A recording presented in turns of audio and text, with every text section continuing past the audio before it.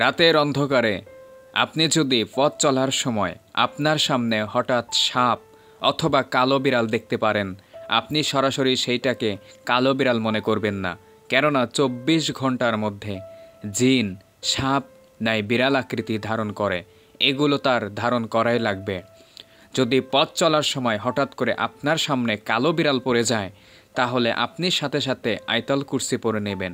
যদিও এটা খারাপ জিন হয় তাহলে সেখান থেকে চলে যাবে, এবং যদি বিড়াল হয় সে আপনার কোনো ক্ষতিই করবে না।